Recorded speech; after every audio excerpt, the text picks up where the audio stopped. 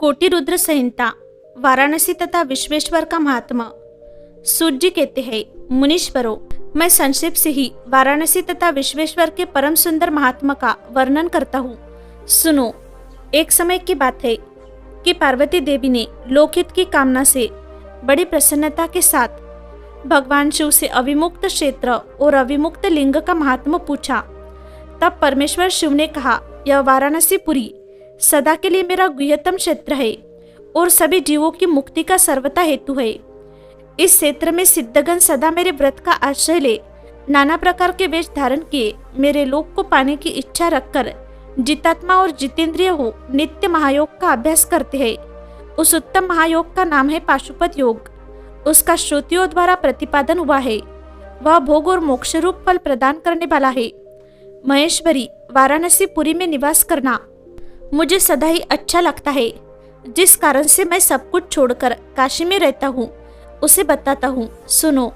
जो मेरा भक्त तथा मेरे तत्व का ज्ञानी है वे दोनों ही अवश्य ही मोक्ष के भागी होते हैं। उनके लिए तीर्थ की अपेक्षा नहीं है। विहित और अविहित दोनों प्रकार के कर्म उनके लिए समान है। उन्हें जीवन मुक्त ही समझना चाहिए। वे दोनों कहीं भी मरे तुरंत ही मोक्ष प्राप्त कर लेते हैं। यह मैंने निश्चित बात कही है। सर्वोत्तम शक्ति देवी हूँ मैं। इस परम उत्तम अविमुक्त तीर्थ में जो विशेष बात है उसे तुम मन लगाकर सुनो। सभी वर्ण और समस्त आश्रमों के लोग, चाहे वे बालक, जवान या बूढ़े, कोई भी क्यों न हो, यदि इस पुरी में मर जाए तो मुक्त हो ही जाते हैं। इसमें संशय नहीं है। स्त्री अपवित्र हो या पवित्र, कुमारी हो या विवाहिता, विधवा हो या वंध्या, रजस्वला, प्रसूता, संस्कारहीना अथवा जैसी तैसी कैसी ही क्यों न हो, यदि इस क्षेत्र में मरी हो तो अवश्य मोक्ष की भागिनी होती है। इसमें संदेह नहीं है। स्वदेज, अंडज, उद्भिज अथवा जरायुष प्राणी जैसे यहाँ मरने पर मोक्ष पाता है वैसे और कहीं नहीं पाता। देवी, यहाँ मरने वालों के लिए न ज्ञान की अपेक्षा है, न भक्ति की, न कर्म की आवश्यकता है, न दान की, न कभी संस्कृति की अपेक्षा है और न धर्म की ही। यहाँ नाम कीर्तन, पूजन तथा उत्तम जाति की भी अपेक्षा नहीं होती। जो मनुष्य मेरे इस मोक्षदायक क्षेत्र में निवास करता है वह चाहे जैसे मरे उसके लिए मोक्ष की प्राप्ति सुनिश्चित है। प्रिय, मेरा यह दिव्यपुर गुह्य से भी गुह्यतर है। ब्रह्मा आदि देवता भी इस महात्मा को नहीं जानते। इसलिए यह महान क्षेत्र अविमुक्त नाम से प्रसिद्ध है, क्योंकि नैमिष आदि सभी तीर्थों से यह श्रेष्ठ है। यह मरने पर अवश्य मोक्ष देने वाला है।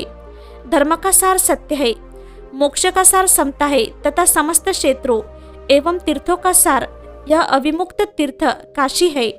ऐसी विद्वानों की मान्यता है। इच्छानुसार भोजन, शयन, क्रीड़ा तथा विविध कर्मों का अनुष्ठान करता हुआ भी मनुष्य यदि इस अविमुक्त तीर्थ में प्राणों का परित्याग करता है तो उसे मोक्ष मिल जाता है। जिसका चित्त विषयों में आसक्त है और जिसने धर्म की रुचि त्याग दी है वह भी यदि इस क्षेत्र में मृत्यु को प्राप्त होता है तो पुनः संसार बंधन में नहीं पड़ता। फिर तो जो ममता से रहित, धीर, सत्वगुणी, दंभहीन, कर्मकुशल और कर्तापन के अभिमान से रहित होने के कारण किसी भी कर्म का आरंभ न करने वाले हैं, उनकी तो बात ही क्या है। वे सब मुझ में ही स्थित है। इस काशीपुरी में शिव भक्तों द्वारा अनेक शिवलिंग स्थापित किए गए हैं। पार्वती, वे संपूर्ण अभिष्टों को देने वाले और मोक्षदायक है। चारों दिशाओं में 5-5 कोस फैला हुआ यह क्षेत्र अविमुक्त कहा गया है। यह सब ओर से मोक्षदायक है। जीवों को मृत्यु काल में यह क्षेत्र उपलब्ध हो जाए तो उसे अवश्य मोक्ष की प्राप्ति होती है। यदि निष्पाप मनुष्य काशी में मरे तो उसका तत्काल मोक्ष हो जाता है और जो पापी मनुष्य मरता है वह कायव्यूह को प्राप्त होता है। उसे पहले यातना का अनुभव करके ही पीछे मोक्ष की प्राप्ति होती है। सुंदरी, जो इस अविमुक्त क्षेत्र में पातक करता है वह हजारों वर्षों तक भैरवी यातना पाकर पाप का फल भोगने के पश्चात ही मोक्ष पाता है। शतकोटि कल्पों में भी अपने किए हुए कर्म का क्षय नहीं होता। जीव को अपने द्वारा किए गए शुभाशुभ कर्म का फल अवश्य ही भोगना पड़ता है। केवल अशुभ कर्म नरक देने वाला होता है। केवल शुभ कर्म स्वर्ग की प्राप्ति करने वाला होता है तथा शुभ और अशुभ दोनों कर्मों से मनुष्य योनि की प्राप्ति बताई गई है। अशुभ कर्म की कमी और शुभ कर्म की अधिकता होने पर उत्तम जन्म प्राप्त होता है। शुभ कर्म की कमी और अशुभ कर्म की अधिकता होने पर यह अधम जन्म की प्राप्ति होती है। पार्वती, जब शुभ और अशुभ दोनों ही कर्मों का क्षय हो जाता है तभी जीवों को सच्चा मोक्ष प्राप्त होता है। यदि किसी ने पूर्व जन्म में आदरपूर्वक काशी का दर्शन किया है तभी उसे इस जन्म में काशी में पहुंचकर मृत्यु की प्राप्ति होती है। जो मनुष्य काशी जाकर गंगा में स्नान करता है उसके क्रियमान और संचित कर्म का नाश हो जाता है, परंतु प्रारब्ध कर्म भोगे बिना नष्ट नहीं होता, यह निश्चित बात है। जिसकी काशी में मुक्ति हो जाती है उसके प्रारब्ध कर्म का भी क्षय हो जाता है। प्रिय, जिसने एक ब्राह्मण को भी काशीवास करवाया है वह स्वयं भी काशीवास का अवसर पाकर मोक्ष लाभ करता है। सूत जी कहते हैं, मुनिवरों, इस तरह काशी का तथा विश्वेश्वर लिंग का प्रचुर महात्मा बताया गया है जो सत्पुरुषों को भोग और मोक्ष प्रदान करने वाला है। इसके बाद मैं त्र्यंबक नामक ज्योतिर्लिंग का महात्मा बताऊंगा जिसे सुनकर मनुष्य क्षण भर में समस्त पापों से मुक्त हो जाता है। त्र्यंबक ज्योतिर्लिंग के प्रसंग में महर्षि गौतम के द्वारा किए गए परोपकार को कथा, उनका तप के प्रभाव से अक्षय जल प्राप्त करके ऋषियों की अनावृष्टि के कष्ट से रक्षा करना, ऋषियों का छलपूर्वक उन्हें गोहत्या में फंसाकर आश्रम में निकलना और शुद्धि का उपाय बताना। सूत जी कहते हैं, मुनिवरों, सुनो, मैंने सद्गुरु वैद्य जी के मुख से जैसी सुनी है उसी रूप में एक पापनाशक कथा तुम्हें सुना रहा हूँ। पूर्व काल की बात है। गौतम नाम से विख्यात एक श्रेष्ठ ऋषि रहते थे जिनकी परम धार्मिक पत्नी का नाम अहल्या था। दक्षिण दिशा में जो ब्रह्मगिरी है वही उन्होंने 10,000 वर्षों तक तपस्या की थी। उत्तम व्रत का पालन करने वाले महर्षियों, एक समय वहां 100 वर्षों तक बड़ा भयानक अवर्षण हो गया। सब लोग महान दुख में पड़ गए। इस भूतल पर कहीं गीला पत्ता भी नहीं दिखाई देता था। फिर जीवों का आधारभूत जल कहाँ से दृष्टिगोचर होता। उस समय मुनि, मनुष्य, पशु, पक्षी और मृग सब वहां से 10 दिशाओं की ओर चले गए। तब गौतम ऋषि ने 6 महीने तक तप करके वरुण को प्रसन्न किया। वरुण ने प्रकट होकर वर मांगने को कहा। ऋषि ने वृष्टि के लिए प्रार्थना की। वरुण ने कहा, देवताओं के विधान के विरुद्ध वृष्टि न करके मैं तुम्हारी इच्छा के अनुसार तुम्हें सदा अक्षय रहने वाला जल देता हूँ। तुम एक गड्ढा तैयार करो। उनके ऐसा कहने पर गौतम ने 1 हाथ गहरा गड्ढा खोदा और वरुण ने उसे दिव्य जल के द्वारा भर दिया तथा परोपकार से सुशोभित होने वाले मुनिश्रेष्ठ गौतम से कहा, महामुनि, कभी क्षीण होने वाला यह जल तुम्हारे लिए तीर्थ रूप होगा और पृथ्वी पर तुम्हारे ही नाम से इसकी ख्याति होगी। यहाँ किए हुए दान, होम, तप, देवपूजन तथा पितरों का श्राद्ध सभी अक्षय होंगे। ऐसा कहकर उन महर्षि से प्रशंसित हो वरुण देव अंतर्ध्यान हो गए। उस जल के द्वारा दूसरों का उपकार करके महर्षि गौतम को भी बड़ा सुख मिला। महात्मा पुरुष का आश्रय मनुष्यों के लिए महत्व की ही प्राप्ति कराने वाला होता है। महान पुरुष ही महात्मा के उस स्वरूप को देखते और समझते हैं, दूसरे अधम मनुष्य नहीं। मनुष्य जैसे पुरुष का सेवन करता है वैसा ही फल पाता है। महान पुरुष की सेवा से महत्ता मिलती है और शूद्र की सेवा से शूद्रता। उत्तम पुरुष का यह स्वभाव ही है कि वे दूसरों के दुख को नहीं सहन कर पाते। अपने को दुख प्राप्त हो जाए इसे भी स्वीकार कर लेते हैं, किंतु दूसरों के दुख का निवारण ही करते हैं। दयालु, अभिमान शून्य, उपकारी और जितेंद्रिय ये पुण्य के 4 खंभे हैं जिनके आधार पर यह पृथ्वी टिकी हुई है। तदनंतर गौतम जी वह उस परम दुर्लभ जल को पाकर विधि पूर्वक नित्य नैमित्तिक कर्म करने लगे। उन मुनीश्वरों ने वह नित्य होम की सिद्धि के लिए धान, जौ और अनेक प्रकार के निवार बोआ दिए। तरह तरह के धान्य, भांति भांति के वृक्ष और अनेक प्रकार के फल फूल वह लहलहा उठे। यह समाचार सुनकर वह दूसरे दूसरे सहस्त्र ऋषि मुनि, पशु पक्षी तथा बहुसंख्यक जीव जाकर रहने लगे। वह वन इस भूमंडल में बड़ा सुंदर हो गया। उस अक्षय जल के सहयोग से अनावृष्टि वहां के लिए दुखदायिनी नहीं रह गई। उस वन में अनेक शुभ कर्म परायण ऋषि अपने शिष्य, भार्या और पुत्र आदि के साथ वास करने लगे। उन्होंने कालक्षेप करने के लिए वह धान बोआ दिए। गौतम जी के प्रभाव से उस वन में सब और आनंद छा गया। एक बार वह गौतम के आश्रम में जाकर बसे हुए ब्राह्मणों की स्त्रियां जल के प्रसंगों को लेकर अहिल्या पर नाराज हो गई। उन्होंने अपने पतियों को उकसाया। उन लोगों ने गौतम का अनिष्ट करने के लिए गणेश जी की आराधना की। भक्त पराधीन गणेश जी ने प्रकट होकर वर मांगने के लिए कहा। तब ये बोले, भगवान, यदि आप हमें वर देना चाहते हैं तो ऐसा कोई उपाय कीजिए जिससे समस्त ऋषि डांट फटकार कर गौतम को आश्रम से बाहर निकाल दे। गणेश जी ने कहा, ऋषियों, तुम सब लोग सुनो, इस समय तुम उचित कार्य नहीं कर रहे हो।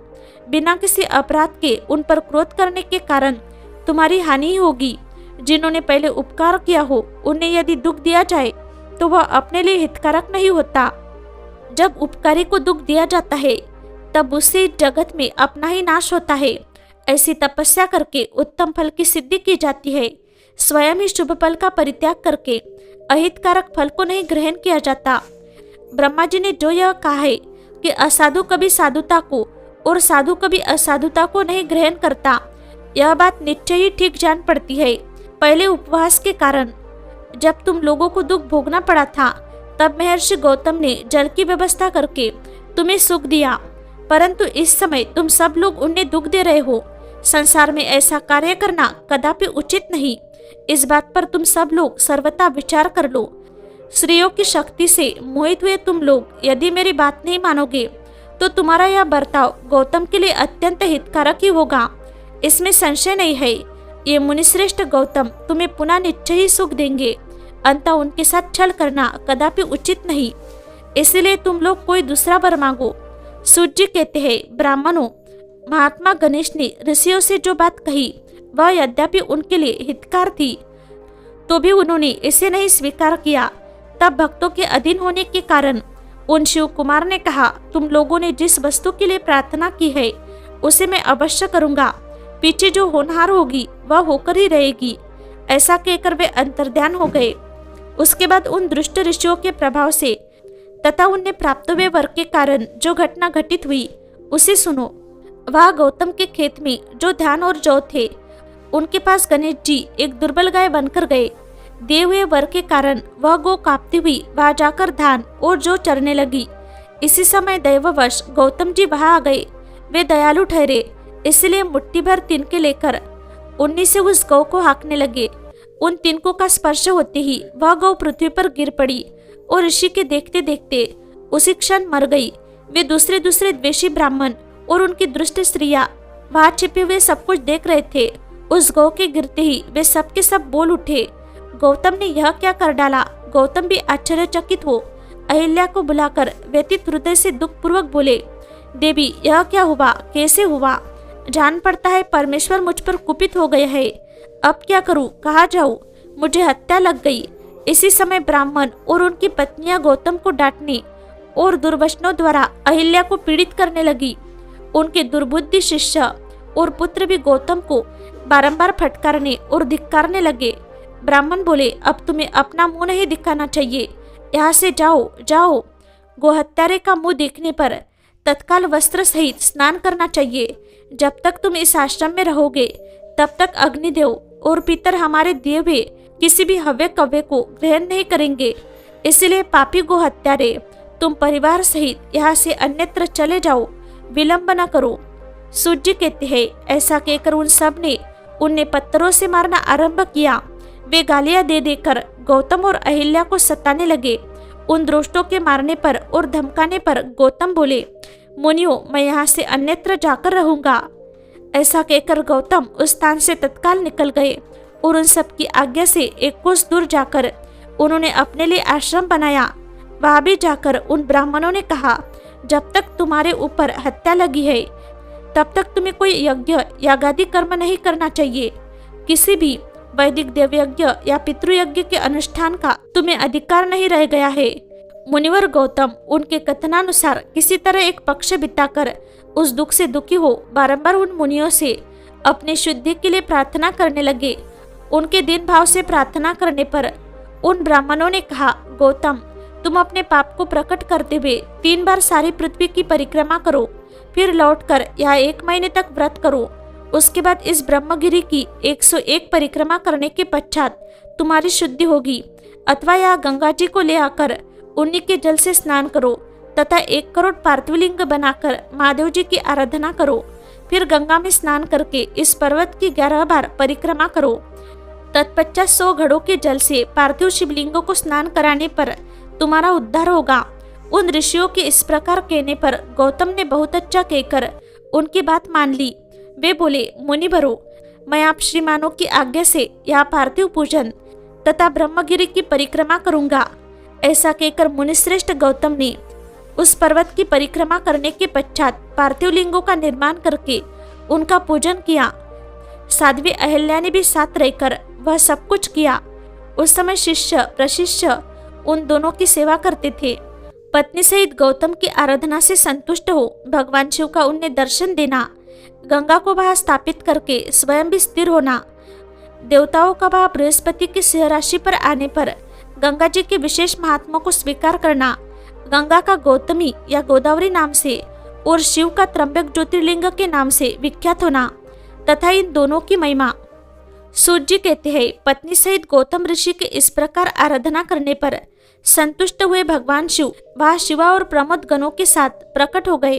तदनंतर प्रसन्न हुए कृपा निधान शंकर ने कहा, महामुने, मैं तुम्हारी उत्तम भक्ति से बहुत प्रसन्न हूँ, तुम कोई वर मांगो।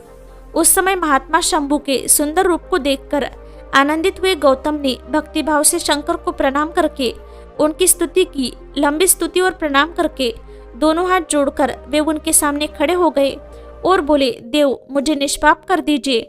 भगवान शिव ने कहा, मुने, तुम धन्य हो, कृतकृत्य हो और सदा ही निष्पाप हो। इन दुष्टों ने तुम्हारे साथ छल किया। जगत के लोग तुम्हारे दर्शन से पाप रहित हो जाते हैं, फिर सदा मेरी भक्ति में तत्पर रहने वाले तुम क्या पापी हो।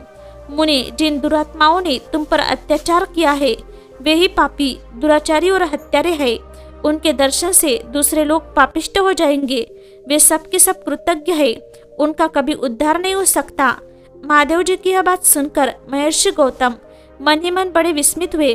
उन्होंने भक्तिपूर्वक शिव को प्रणाम करके हाथ जोड़ पुनः इस प्रकार कहा। गौतम बोले, महेश्वर, उन ऋषियों ने तो मेरा बहुत बड़ा उपकार किया। यदि उन्होंने यह बर्ताव न किया होता तो मुझे आपका दर्शन कैसे होता। धन्य है वे महर्षि जिन्होंने मेरे लिए परम कल्याणकारी कार्य किया है। उनके इस दुराचार से ही मेरा महान स्वार्थ सिद्ध हुआ है। गौतम जी की यह बात सुनकर महेश्वर बड़े प्रसन्न हुए। उन्होंने गौतम को कृपा दृष्टि से देखकर उन्हें शीघ्र ही यो उत्तर दिया। शिवजी बोले, विप्रवर, तुम धन्य हो, सभी ऋषियों में श्रेष्ठतर हो। मैं तुम पर बहुत प्रसन्न हुआ हूँ। ऐसा जानकर तुम मुझसे उत्तम वर मांगो। गौतम बोले, नाथ, आप सच कहते हैं। तथापि 5 आदमियों ने जो कह दिया या कर दिया वह अन्यथा नहीं हो सकता। अंता जो हो गया सो रहे। देवेश, यदि आप प्रसन्न है तो मुझे गंगा प्रदान कीजिए और ऐसा करके लोक का महान उपकार कीजिए। आपको मेरा नमस्कार है, नमस्कार है। यो कहकर गौतम ने देवेश्वर भगवान शिव के दोनों चरणारविंद पकड़ लिए और लोकहित की कामना से उनने नमस्कार किया। तब शंकर देव ने पृथ्वी और स्वर्ग के सारभूत जल को निकालकर, जिसे उन्होंने पहले से ही रख छोड़ा था, और विवाह में ब्रह्मा जी के दिए हुए जल में से जो कुछ शेष रह गया था वह सब भक्तवत्सल शंभु ने उन गौतम मुनि को दे दिया। उस समय गंगा जी का जल परम सुंदर स्त्री का रूप धारण करके वहां खड़ा हुआ। तब मुनिवर गौतम ने उन गंगा जी की स्तुति करके उन्हें नमस्कार किया। गौतम बोले, गंगे, तुम धन्य हो, कृतकृत्य हो। तुमने संपूर्ण भुवनों को पवित्र किया है, इसलिए निश्चित रूप से नरक में गिरते हुए मुझ गौतम को पवित्र करो। तदनंतर शिवजी ने गंगा से कहा, देवी, तुम मुनि को पवित्र करो और तुरंत वापस न जाकर वैवस्वत मुनि के 28वें कलियुग तक यही रहो। गंगा ने कहा, महेश्वर, यदि मेरा महात्मा सब नदियों से अधिक हो और अंबिका तथा गणों के साथ आप भी यहाँ रहे, तभी मैं इस धरातल पर रहूंगी। गंगा जी की यह बात सुनकर भगवान शिव बोले, गंगे, तुम धन्य हो, मेरी बात सुनो। मैं तुमसे अलग नहीं हूँ, तथापि मैं तुम्हारे कथनानुसार यहाँ स्थित रहूंगा। तुम भी स्थित हो। अपने स्वामी परमेश्वर शिव की यह बात सुनकर गंगा ने मन ही मन प्रसन्न हो उनकी भूरी भूरी प्रशंसा की।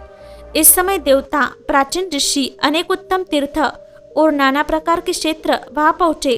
उन सब ने बड़े आदर से जय जयकार करते हुए गौतम, गंगा तथा गिरिशाई शिव का पूजन किया। तदनंतर उन सब देवताओं ने मस्तक झुका, हाथ जोड़कर उन सब की प्रसन्नता पूर्वक स्तुति की। उस समय प्रसन्न हुई गंगा और गिरीश ने उनसे कहा, श्रेष्ठ देवताओं, वर मांगो। तुम्हारा प्रिय करने की इच्छा से वह वर हम तुम्हें देंगे। देवता बोले, देवेश्वर, यदि आप संतुष्ट है और सरिताओं में श्रेष्ठ गंगे यदि आप भी प्रसन्न है तो हमारा तथा मनुष्यों का प्रिय करने के लिए आप लोग कृपा पूर्वक यहाँ निवास करें। गंगा बोली, देवताओं, फिर तो सबका प्रिय करने के लिए आप लोग स्वयं ही यहाँ क्यों नहीं रहते? मैं तो गौतम जी के पाप का प्रक्षालन करके जैसे आई हूँ उसी तरह लौट जाऊंगी। आपके समाज में यहाँ मेरी कोई विशेषता समझी जाती है? इस बात का पता कैसे लगे? यदि आप यहाँ मेरी विशेषता सिद्ध कर सके तो मैं अवश्य यहाँ रहूंगी, इसमें संशय नहीं है।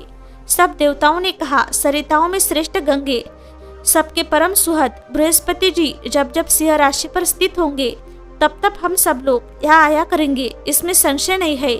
11 वर्ष तक लोगों का जो पातक यहाँ प्रक्षालित होगा उससे मलिन हो जाने पर हम उसी पाप राशि को धोने के लिए आदर पूर्वक तुम्हारे पास आएंगे। हमने यह सर्वथा सच्ची बात कही है। सरिद्वरे महादेवी, अंततः तुमको और भगवान शंकर को समस्त लोकों पर अनुग्रह तथा हमारा प्रिय करने के लिए यहाँ नित्य निवास करना चाहिए। गुरु जब तक सिंह राशि पर रहेंगे तब तक हम यहाँ निवास करेंगे। उस समय तुम्हारे जल में त्रिकाल स्नान और भगवान शंकर का दर्शन करके हम शुद्ध होंगे, फिर तुम्हारी आज्ञा लेकर अपने स्थान को लौटेंगे। सूर्य जी कहते हैं, इस प्रकार उन देवताओं तथा महर्षि गौतम के प्रार्थना करने पर भगवान शंकर और सरिताओं में श्रेष्ठ गंगा दोनों वहां स्थित हो गए। वहां की गंगा गौतमी गोदावरी नाम से विख्यात हुई और भगवान शिव का ज्योतिर्मय लिंग त्र्यंबक कहलाया। यह ज्योतिर्लिंग महान पातकों का नाश करने वाला है। उसी दिन से लेकर जब जब बृहस्पति सिंह राशि में स्थित होते हैं तब तब सब तीर्थ क्षेत्र, देवता, पुष्कर आदि सरोवर, गंगा आदि नदियां तथा श्री विष्णु आदि देवगण अवश्य ही गौतमी के तट पर पधारते और वास करते हैं। वे सब जब तक गौतमी के किनारे रहते हैं तब तक अपने स्थान पर उनका कोई फल नहीं होता। जब वे अपने प्रदेश में लौट आते हैं तभी वहाँ इनके सेवन का फल मिलता है। यह त्र्यंबक नाम से प्रसिद्ध ज्योतिर्लिंग गौतमी के तट पर स्थित है और बड़े बड़े पातकों का नाश करने वाला है। जो भक्ति भाव से इस त्र्यंबक लिंग का दर्शन, पूजन, स्तवन एवं वंदना करता है वह समस्त पापों से मुक्त हो जाता है।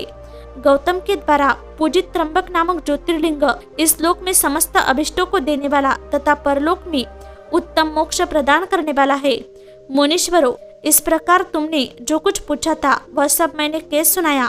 अब और क्या सुनना चाहते हो कहो, मैं उसे भी तुम्हें बताऊंगा, इसमें संशय नहीं है। वैद्यनाथेश्वर ज्योतिर्लिंग के प्राकट्य की कथा तथा महिमा। सूत जी कहते हैं, अब मैं वैद्यनाथेश्वर ज्योतिर्लिंग का पापारी महात्मा बताऊंगा। सुनो, राक्षस राज रावण जो बड़ा अभिमानी और अपने अहंकार को प्रकट करने वाला था, उत्तम पर्वत कैलाश पर भक्ति भाव से भगवान शिव की आराधना कर रहा था। कुछ काल तक आराधना करने पर जब महादेव जी प्रसन्न नहीं हुए तब वह शिव की प्रसन्नता के लिए दूसरा तप करने लगा। पुलस्त कुल नंदन श्रीमान रावण ने सिद्धि के स्थानभूत हिमालय पर्वत से दक्षिण वृक्ष से भरे हुए वन में पृथ्वी पर एक बहुत बड़ा गड्ढा खोदकर उसमें अग्नि की स्थापना की और उसके पास ही भगवान शिव को स्थापित करके हवन आरंभ किया। ग्रीष्म ऋतु में वह 5 अग्नियों के बीच में बैठता, वर्षा ऋतु में खुले मैदान में चबूतरे पर सोता और शीतकाल में जल के भीतर खड़ा रहता। इस तरह 3 प्रकार से उसकी तपस्या चलती थी। इस रीति से रावण ने बहुत तप किया तो भी दुरात्माओं के लिए जिनको रिझाना कठिन है, वे परमात्मा महेश्वर उस पर प्रसन्न नहीं हुए। तब महामनस्वी दैत्यराज रावण ने अपना मस्तक काटकर शंकर जी का पूजन आरंभ किया। विधि पूर्वक शिव की पूजा करके वह अपना एक एक सिर काटता और भगवान को समर्पित कर देता था। इस तरह उसने क्रमशः अपने 9 सिर काट डाले। जब एक ही सिर बाकी रह गया तब भक्तवत्सल भगवान शंकर संतुष्ट एवं प्रसन्न हो वही उसके सामने प्रकट हो गए। भगवान शिव ने उसके सभी मस्तकों को पूर्ववत निरोग करके उसे उसकी इच्छा के अनुसार अनुपम उत्तम बल प्रदान किया। भगवान शिव का कृपा प्रसाद पाकर राक्षस रावण ने नतमस्तक हो हाथ जोड़कर उनसे कहा, देवेश्वर प्रसन्न होइए, मैं आपको लंका में ले चलता हूँ, आप मेरे इस मनोरथ को सफल कीजिए, मैं आपकी शरण में आया हूँ। रावण के ऐसा कहने पर भगवान शंकर बड़े संकट में पड़ गए और अनमने होकर बोले, राक्षस राज, मेरी सारगर्भित बात सुनो।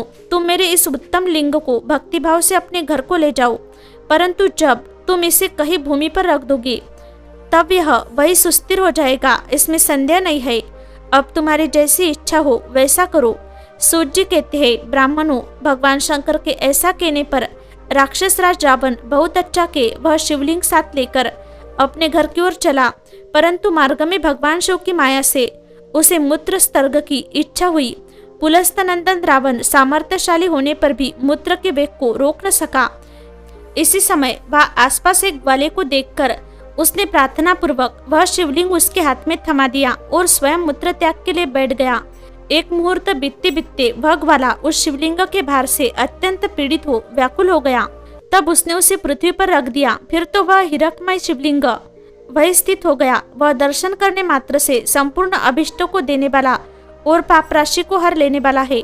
मुने, वही शिवलिंग तीनों लोकों में वैद्यनाथेश्वर के नाम से प्रसिद्ध हुआ, जो सत्पुरुषों को भोग और मोक्ष देने वाला है। यह दिव्य, उत्तम एवं श्रेष्ठ ज्योतिर्लिंग दर्शन और पूजन से भी समस्त पापों को हर लेता है और मोक्ष की प्राप्ति करता है। वह शिवलिंग जब संपूर्ण लोकों के हित के लिए वही स्थित हो गया, तब रावण भगवान शिव का परम उत्तम वर पाकर अपने घर को चला गया। वहां जाकर उस महान असुर ने बड़े हर्ष के साथ अपनी प्रिया मंदोदरी को सारी बातें कह सुनाई। इंद्र आदि संपूर्ण देवताओं और निर्मल मुनियों ने जब यह समाचार सुना, तब वे परस्पर सलाह करके भाए। उन सब का मन भगवान शिव में लगा हुआ था।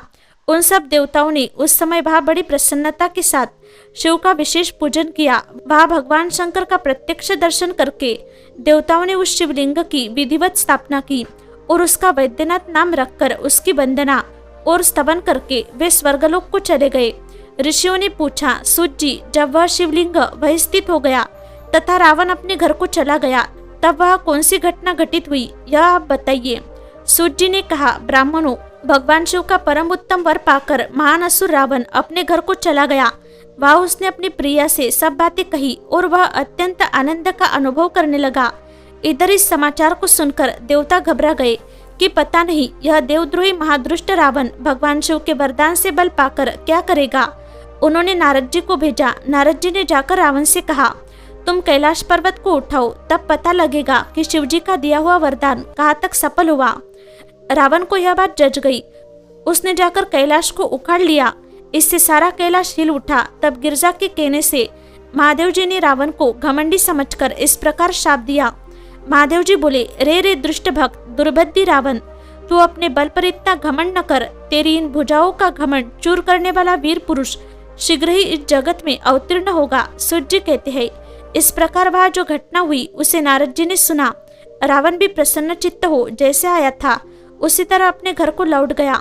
इस प्रकार मैंने वैद्यनाथेश्वर का महात्मा बताया है। इसे सुनने वाले मनुष्य का पाप भस्म हो जाता है। नागेश्वर नामक ज्योतिर्लिंग का प्रादुर्भाव और उसकी महिमा। सूत जी कहते हैं, ब्राह्मणों, अब मैं परमात्मा शिव के नागेश नामक परम उत्तम ज्योतिर्लिंग के आविर्भाव का प्रसंग सुनाऊंगा।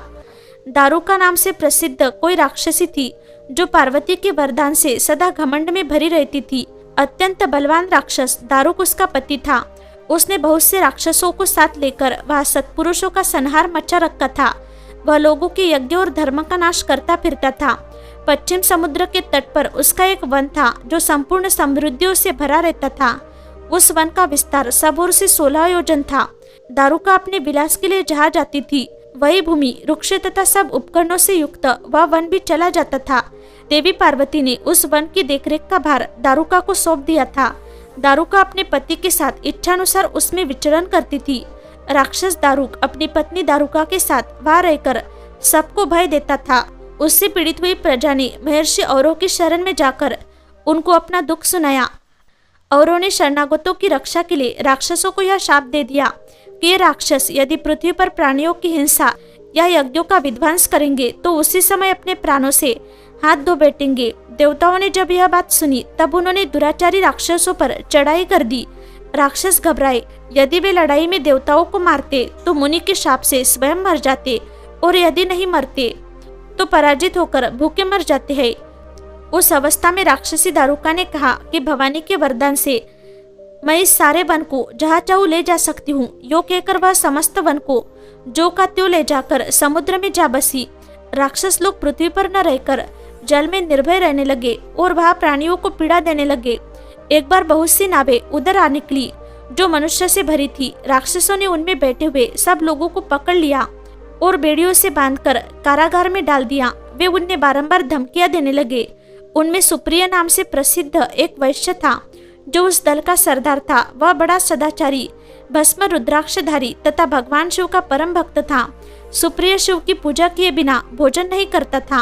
वह स्वयं तो शंकर का पूजन करता ही था। बहुत से अपने साथियों को भी उसने शिव की पूजा सिखा दी थी। फिर सब लोग नमः शिवाय मंत्र का जप और शंकर जी का ध्यान करने लगे। सुप्रिय को भगवान शिव का दर्शन भी होता था। दारुक राक्षस को जब इस बात का पता लगा तब उसने आकर सुप्रिय को धमकाया। उसके साथी राक्षस सुप्रिय को मारने दौड़े। उन राक्षसों को आया देख सुप्रिय के नेत्र भय से कातर हो गए। वह बड़े प्रेम से शिव का चिंतन और उनके नामों का जप करने लगा। वैश्यपति ने कहा, देवेश्वर शंकर मेरी रक्षा कीजिए। कल्याणकारी त्रिलोकीनाथ, दुष्टहंता भक्तवत्सल शिव, हमें इस दुष्ट से बचाइए। देव, अब आप ही मेरे सर्वस्व है।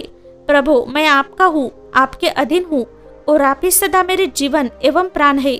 सूर्य जी कहते हैं, सुप्रिया की इस प्रकार प्रार्थना करने पर भगवान शंकर एक विवर से निकल पड़े। उनके साथ ही 4 दरवाजों का एक उत्तम मंदिर भी प्रकट हो गया। उसके मध्य भाग में अद्भुत ज्योतिर्मय शिवलिंग प्रकाशित हो रहा था। उसके साथ शिव परिवार के सब लोग विद्यमान थे। सुप्रिया ने उनका दर्शन करके पूजन किया। पूजित होने पर भगवान शंभु ने प्रसन्न हो स्वयं पाशुपतास्त्र लेकर प्रधान राक्षसों को, उनके सारे उपकरणों तथा सेवकों को भी तत्काल ही नष्ट कर दिया और उन दुष्टहंता शंकर ने अपने भक्त सुप्रिया की रक्षा की। तत्पश्चात अद्भुत लीला करने वाले और लीला से ही शरीर धारण करने वाले शंभु ने उस वन को यह वर दिया कि आज से इस वन में सदा ब्राह्मण, क्षत्रिय, वैश्य और शूद्र इन 4 वर्णों के धर्मों का पालन हो। यहाँ श्रेष्ठ मुनि निवास करे और तमोगुनी राक्षस इसमें कभी न रहे। शिव धर्म के उपदेशक, प्रचारक और प्रवर्तक लोग इसमें निवास करे। सूर्य जी कहते हैं, इस समय राक्षसी दारुका ने दीन चित्त से देवी पार्वती की स्तुति की। देवी पार्वती प्रसन्न हो गई और बोली, बताओ तेरा क्या कार्य करूं? उसने कहा, मेरे वंश की रक्षा कीजिए। देवी बोली, मैं सच कहती हूँ, तेरे कुल की रक्षा करूंगी। ऐसा कहकर देवी भगवान शिव से बोली, नाथ, आपकी यह बात युग के अंत में सच्ची होगी, तब तक तामसी सृष्टि भी रहे, ऐसा मेरा विचार है। मैं भी आपकी हूँ और आपके ही आश्रय में रहती हूँ। अंत मेरी बात को भी प्रमाणित सत्य कीजिए। यह राक्षसी दारुका देवी मेरी ही शक्ति है और राक्षसियों में बलिष्ठ है। अंत यही राक्षसों के राज्य का शासन करे। ये राक्षस पत्नियां जिन पुत्रों को पैदा करेंगी वे सब मिलकर इस वन में निवास करे, ऐसी मेरी इच्छा है। शिव बोले, प्रिय, यदि तुम ऐसी बात कहती हो तो मेरा यह वचन सुनो। मैं भक्तों का पालन करने के लिए प्रसन्नता पूर्वक इस वन में रहूंगा। जो पुरुष यहाँ वर्ण धर्म के पालन में तत्पर हो, प्रेम पूर्वक मेरा दर्शन करेगा, वह चक्रवर्ती राजा होगा। कलयुग के अंत और सत्ययुग के आरंभ में महासेन का पुत्र वीरसेन राजाओं का भी राजा होगा। वह मेरा भक्त और अत्यंत पराक्रमी होगा और यह आकर मेरा दर्शन करेगा।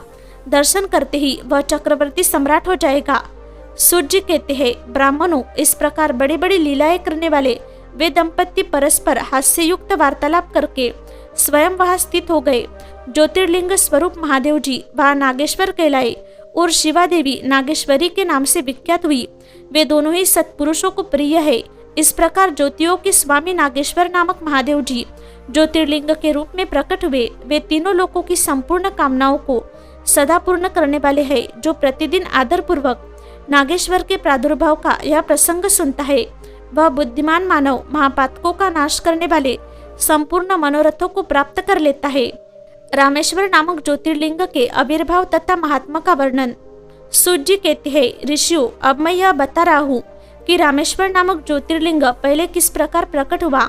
इस प्रसंग को तुम आदर पूर्वक सुनो। भगवान विष्णु के रामावतार में जब रावण सीता जी को हरकर लंका में ले गया, तब सुग्रीव के साथ 18 पद्म वानर सेना लेकर श्री राम समुद्र तट पर आए। वहां वे विचार करने लगे कि कैसे हम समुद्र को पार करेंगे और किस प्रकार रावण को जीतेंगे। इतने में ही श्री राम को प्यास लगी। उन्होंने जल मांगा और वानर मीठा जल ले आए। श्री राम ने प्रसन्न होकर वह जल ले लिया। तब तक उन्हें स्मरण हो आया कि मैंने अपने स्वामी भगवान शंकर का दर्शन तो किया ही नहीं, फिर यह जल कैसे ग्रहण कर सकता हूँ। ऐसा कहकर उन्होंने उस जल को नहीं पिया। जल देने के पश्चात रघुनंदन ने पार्थिव पूजन किया। आवाहन आदि 16 उपचारों को प्रस्तुत करके विधि पूर्वक बड़े प्रेम से शंकर जी की अर्चना की। प्रणाम तथा दिव्य स्तोत्रों द्वारा यत्न पूर्वक शंकर जी को संतुष्ट करके श्री राम ने भक्तिभाव से उनसे प्रार्थना की। श्री राम बोले, उत्तम व्रत का पालन करने वाले मेरे स्वामी देव महेश्वर, आपको मेरी सहायता करनी चाहिए। आपके सहयोग के बिना मेरे कार्य की सिद्धि अत्यंत कठिन है। रावण भी आपका ही भक्त है, वह सबके लिए सर्वथा दुर्जय है, परंतु आपके दिए हुए वरदान से वह सदा दर्प में भरा रहता है। वह त्रिभुवन विजयी महावीर है। इधर मैं भी आपका दास हूँ, सर्वथा आपके अधीन रहने वाला हूँ। सदाशिव, यह विचार कर आपको मेरे प्रति पक्षपात करना चाहिए। सूर्य जी कहते हैं, इस प्रकार प्रार्थना करने पर और बारंबार नमस्कार करके उन्होंने उच्च स्वर से जय शंकर, जय शिव इत्यादि का उद्घोष करते हुए शिव का स्तवन किया। फिर उनके मंत्र के जप और ध्यान में तत्पर हो गए। तत्पश्चात पुनः पूजन करके वे स्वामी के आगे नाचने लगे। उस समय उनका हृदय प्रेम से द्रवित हो रहा था। फिर उन्होंने शिव के संतोष के लिए गाल बजाकर अव्यक्त शब्द किया। उस समय भगवान शंकर उन पर बहुत प्रसन्न हुए और वे ज्योतिर्मय महेश्वर, वामांगभूता पार्वती तथा पार्षद गणों के साथ शास्त्रोक्त निर्मल रूप धारण करके तत्काल वहां प्रकट हो गए। श्री राम की भक्ति से संतुष्ट चित्त होकर महेश्वर ने उनसे कहा, श्री राम, तुम्हारा कल्याण हो, वर मांगो। उस समय उनका रूप देखकर वहां उपस्थित हुए सब लोग पवित्र हो गए। शिव धर्म परायण श्री राम जी ने स्वयं उनका पूजन किया। फिर भांति भांति की स्तुति एवं प्रणाम करके उन्होंने भगवान शिव से लंका में रावण के साथ होने वाले युद्ध में अपने लिए विजय की प्रार्थना की। तब राम भक्ति से प्रसन्न हुए महेश्वर ने कहा, महाराज, तुम्हारी जय हो।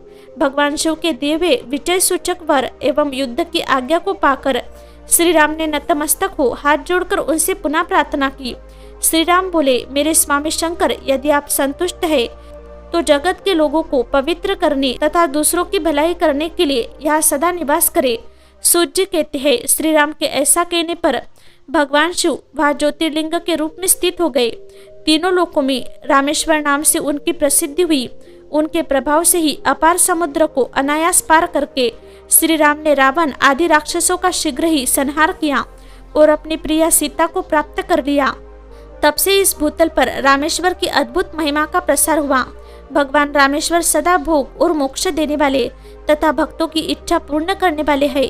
जो दिव्य गंगा जल से रामेश्वर शिव को भक्तिपूर्वक स्नान कराता है, वह जीवन मुक्त ही है। इस संसार में देव दुर्लभ समस्त भोगों का उपभोग करके अंत में उत्तम ज्ञान पाकर वह निश्चय ही कैवल्य मोक्ष को प्राप्त कर लेता है। इस प्रकार मैंने तुम लोगों से भगवान शिव के रामेश्वर नामक दिव्य ज्योतिर्लिंग का, जो अपनी महिमा सुनने वालों के समस्त पापों का अपहरण करने वाला है, घुष्मा की शिव भक्ति से उसके मरे हुए पुत्र का जीवित होना, घुष्मेश्वर शिव का प्रादुर्भाव तथा उनकी महिमा का वर्णन। सूर्य जी कहते हैं, अब मैं घुष्मेश नामक ज्योतिर्लिंग के प्रादुर्भाव का और उसके महात्मा का वर्णन करूंगा। मुनिवरों, ध्यान देकर सुनो। दक्षिण दिशा में एक श्रेष्ठ पर्वत है जिसका नाम देवगिरी है। वह देखने में अद्भुत तथा नित्य परम शोभा से संपन्न है। उसके निकट कोई भरद्वाज कुल में उत्पन्न सुधर्मा नामक ब्रह्मवेत्ता ब्राह्मण रहते थे। उनकी प्रिय पत्नी का नाम सुदेहा था। वह सदाशिव धर्म के पालन में तत्पर रहती थी, घर के कामकाज में कुशल थी और सदा पति की सेवा में लगी रहती थी। द्विजश्रेष्ठ सुधर्मा भी देवताओं और अतिथियों के पूजक थे। वे वेद वर्णित मार्ग पर चलते और नित्य अग्निहोत्र किया करते थे। तीनों काल की संध्या करने से उनकी कांति सूर्य के समान उद्दीप्त थी। वे वेद शास्त्र के मर्मज्ञ थे और शिष्यों को पढ़ाया करते थे। धनवान होने के साथ ही बड़े दाता थे। सौजन्य आदि सद्गुणों के भाजन थे। शिव संबंधी पूजनादि कार्य में ही सदा लगे रहते थे। वे स्वयं तो शिव भक्त थे ही, शिव भक्तों से बड़ा प्रेम रखते थे। शिव भक्तों को भी वे बहुत प्रिय थे। यह सब कुछ होने पर भी उनके पुत्र नहीं था। इससे ब्राह्मण को तो दुख नहीं होता था, परंतु उनकी पत्नी बहुत दुखी रहती थी। पड़ोसी और दूसरे लोग भी उसे ताना मारा करते थे। वह पति से बार बार पुत्र के लिए प्रार्थना करती थी। पति उसको ज्ञानोपदेश देकर समझाते थे, परंतु उसका मन नहीं मानता था। अनंत गोतवा ब्राह्मण ने कुछ उपाय भी किया, परंतु वह सफल नहीं हुआ। तब ब्राह्मणी ने अत्यंत दुखी हो बहुत हट करके अपनी बहन घुष्मा से पति का दूसरा विवाह करा दिया। विवाह से पहले सुधर्मा ने उसको समझाया कि इस समय तो तुम बहन से प्यार कर रही हो, परंतु जब इसके पुत्र हो जाएगा तब इससे स्पर्धा करने लगोगी। उसने वचन दिया कि मैं बहन से ही कभी डाहा नहीं करूंगी। विवाह हो जाने पर गुष्मा दासी की भांति बड़ी बहन की सेवा करने लगी।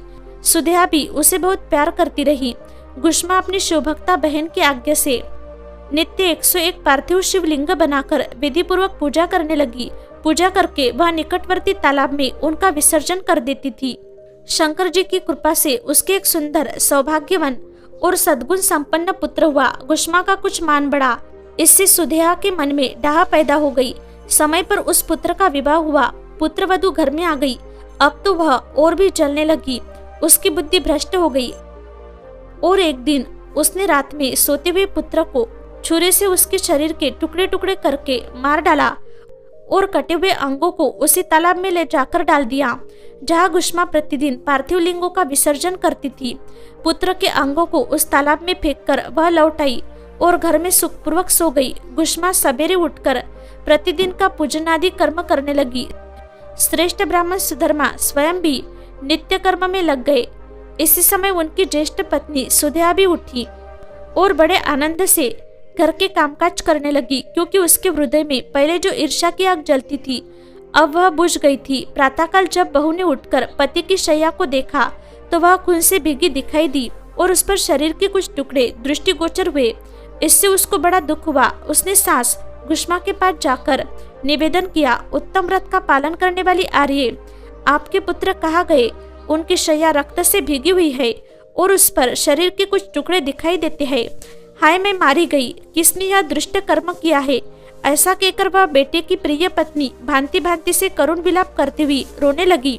सुधर्मा की बड़ी पत्नी सुधेया भी उस समय हाय मैं मारी गई ऐसा कहकर दुख में डूब गई। उसने ऊपर से तो दुख किया, किंतु मन ही मन वह हर्ष से भरी हुई थी।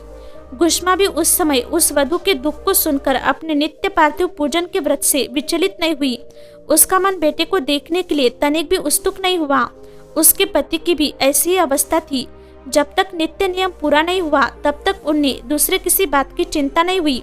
दोपहर को पूजन समाप्त होने पर गुष्मा ने अपने पुत्र की भयंकर शैया पर दृष्टिपात किया, तथापि उसने मन में किंचित मात्र भी दुख नहीं माना।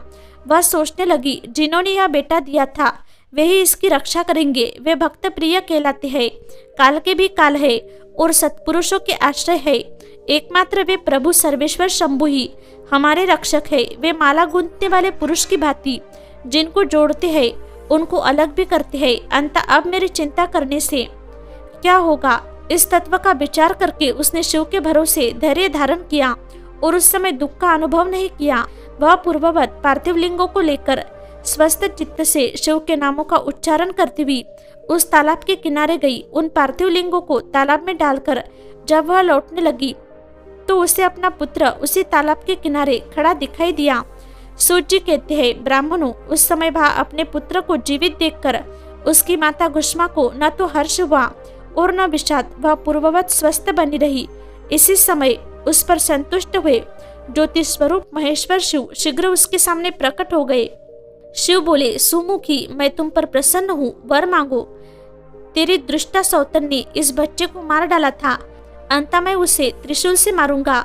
सूत जी कहते हैं, तब गुष्मा ने शिव को प्रणाम करके उस समय यह वर मांगा, नाथ, यह सुधेया मेरी बड़ी बहन है, अंत आपको इसकी रक्षा करनी चाहिए।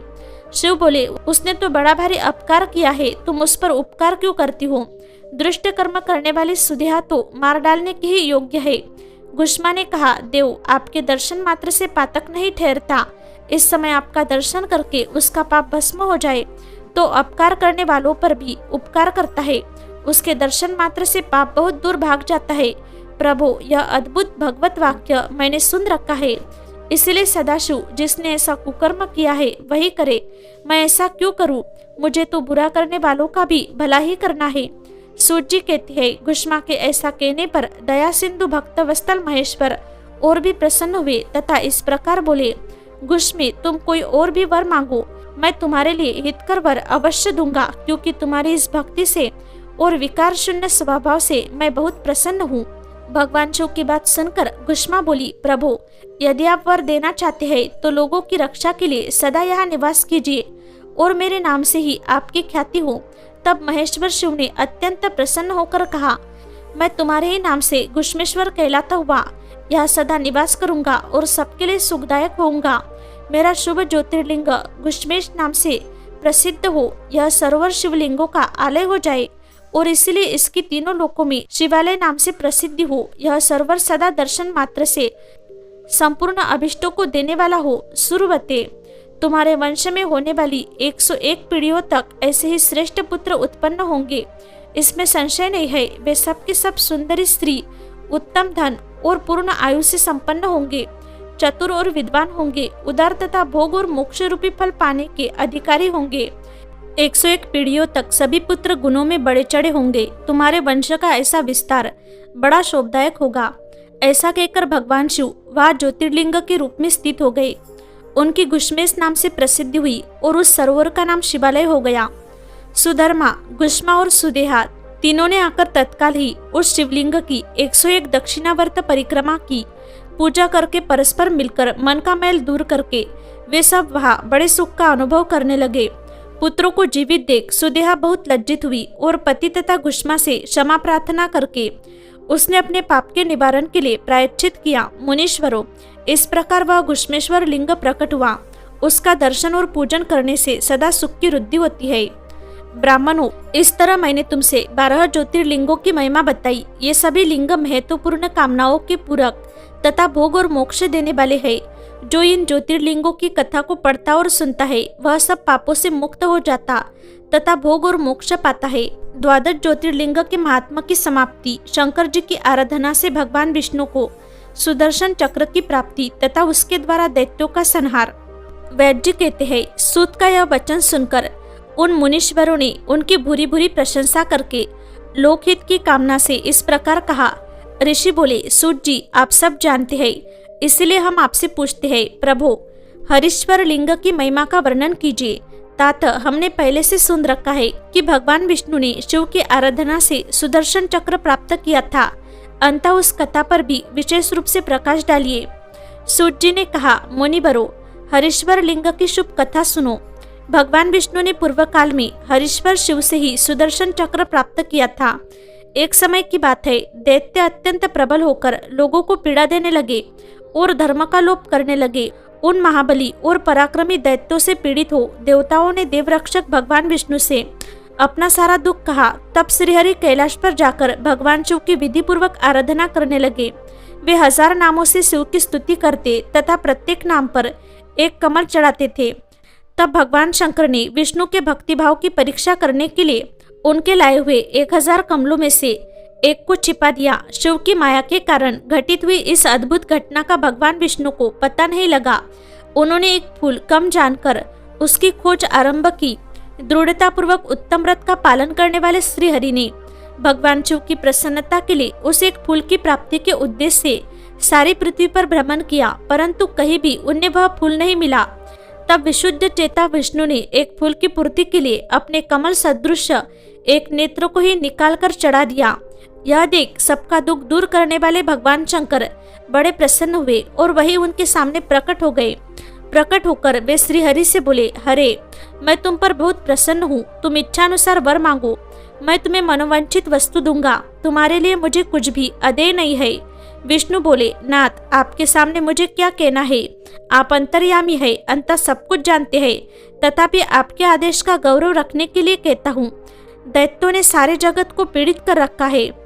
सदाशिव, हम लोगों को सुख नहीं मिलता। स्वामीन, मेरा अपना अस्त्र शस्त्र दैत्यों के वध में काम नहीं देता। परमेश्वर, इसलिए मैं आपकी शरण में आया हूँ। सूत जी कहते हैं, श्री विष्णु का यह वचन सुनकर देवादिदेव महेश्वर ने तेजो राशि में अपना सुदर्शन चक्र उन्हें दे दिया। उसको पाकर भगवान विष्णु ने उन समस्त प्रबल दैत्यों का उस चक्र के द्वारा बिना परिश्रम के ही संहार कर डाला। इससे सारा जगत स्वस्थ हो गया, देवताओं को भी सुख मिला और अपने लिए उस आयुध को पाकर भगवान विष्णु भी अत्यंत प्रसन्न एवं परम सुखी हो गए। ऋषियों ने पूछा, शिव के वे सहस्त्र नाम कौन कौन है? बताइए, जिनसे संतुष्ट होकर महेश्वर ने श्री हरि को चक्र प्रदान किया था। उन नामों के महात्मा का भी वर्णन कीजिए। श्री विष्णु के ऊपर शंकर जी की जैसी कृपा हुई थी उसका यथार्थ रूप से प्रतिपादन कीजिए। शुद्ध अंतकरण वाले उन मुनियों की वैसी बात सुनकर सूत ने शिव के चरणार बिंदु का चिंतन करके इस प्रकार कहना आरंभ किया।